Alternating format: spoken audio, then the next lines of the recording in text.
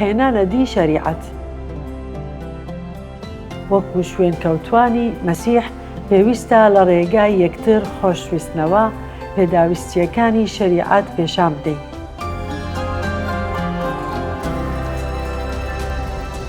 عیسا خۆزگە خوازیەکانی دانا، نمونەیەکی ناوازەیە بۆ سەرکردە و هەر شوێن کەوتەیەکی مەسیح. عیساش دوو فەرموودەی زۆر بەهێز دەفەرموێ.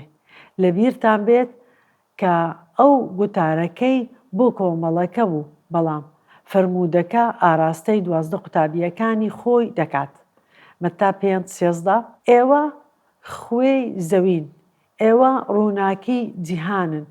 عیسا ئەو پیاوانە ئامادە دەکات بۆ ئەوەی تاریکی ئەم جیهانە ببەزێنن. عیسا جودایان دەکاتەوە لە سەرکردە ئاینەکانی جوولەکە کە ئەوان نەخوێن و نەڕۆناکین.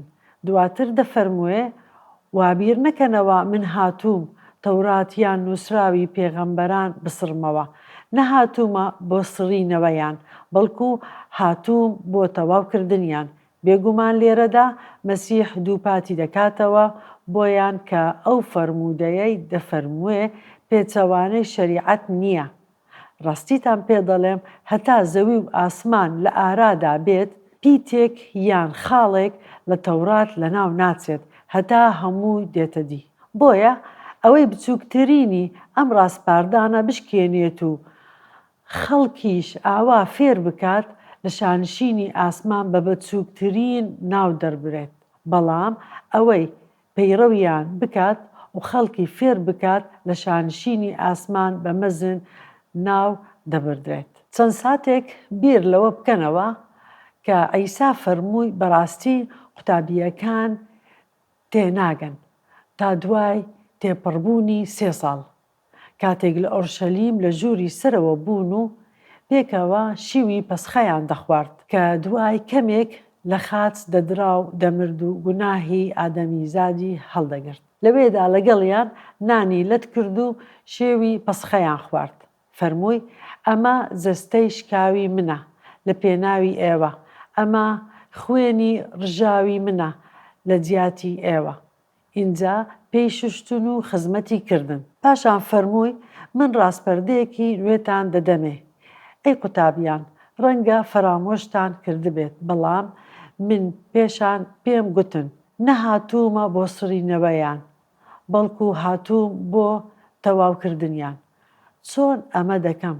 چۆن ئێوە ئەمە دەهێننەدی؟ یەکتریتان خۆش بوێ وەکو من خۆشم ویستن. لەو شەوەدا عیسا پێی شوشتن و خزمەتی کردن وەک ئاماژەیەک کەوا کە جیاتیان دەمرێت. لەو شەوەدا عیسا پێی شوشتن و خزمەتی کردن وەک ئاماژەیەک کەوا لە جیاتیان دەمرێت. دواتر یۆحەنا نووسی بەما خۆشەویستیمان زانی عیسای مەسیح ژیانی خۆی بۆ ئێمە دانا، ئێمەش دەبێت ژیانی خۆمان بۆ خوشک و براکانمان دابنین. عیسا فەرمووی بەما هەموو خەڵک دەزانن کە قوتابی منن ئەگەر خۆشەویستیتان بۆ یەکتری هەبێت. هەروەها عیسا لەسەر چیای خۆزگەکاندا بە سادەیی دەفەرموێ من هاتووم تا شەریعەت تەواو بکەم. من بە تەواوی شەریعەت تەواو دەکەم بە شێوەیەک کە هیچ مرۆڤێکی تر نەیتوانیوە بیکات. وا لە جیاتی گوناهەکانی جیهان دەمرم وەکو بەرخی تەواوی خوددا. ئێوەش چۆن شەریعەت تەواو دەکەن؟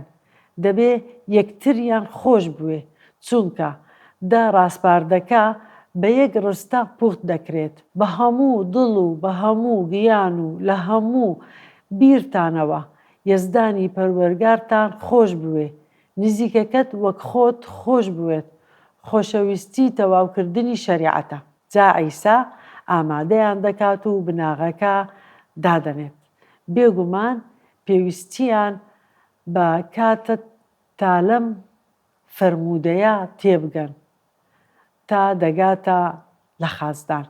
لە شەوی کۆتاییشدا و دوای شی خواردنەکە چوو بۆ چیای زەیتون نوێژی کرد.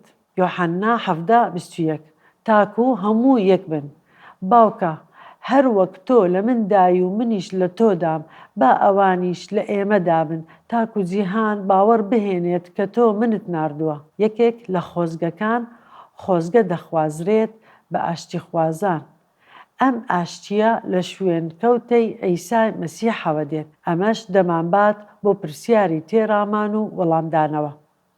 چۆن وشەکانی پۆلیسی نێردراو لە نامەی ڕۆما ڕوونی دەکاتەوە کە بەرپرسیارەتی ئێمە ئەوەیە کە دەبێت شەریعەتی خۆشەویستی تەواو بکەین. ڕۆما 13:8 بە هیچ شتێک قەرزاری کەس مەبن جگە لەوەی یەکتریتان خۆش بوێ، چونکە ئەوەی خەڵکی دیکەی خۆش بوێ شەریعەتی تەوراتی هێناوەتە دی.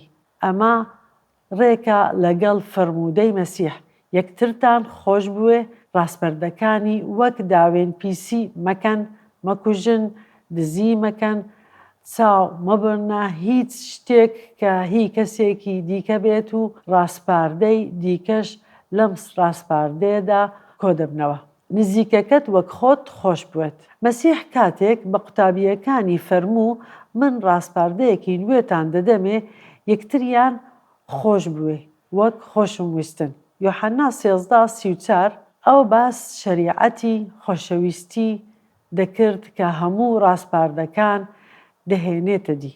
ئێمەش دەتوانین ئەم سیفەتانە دەربخەین لە ژیانماندا بەهۆی ئەو گۆڕانکاریە کە کەوتە نێو دڵمان لە ڕێگەی عیسای مەسیحەوە. بۆ ئەوەی تەواوی بکات و دەفەرموێ خۆشەویستی خراپە لەگەڵ نزیکەکەت ناکات.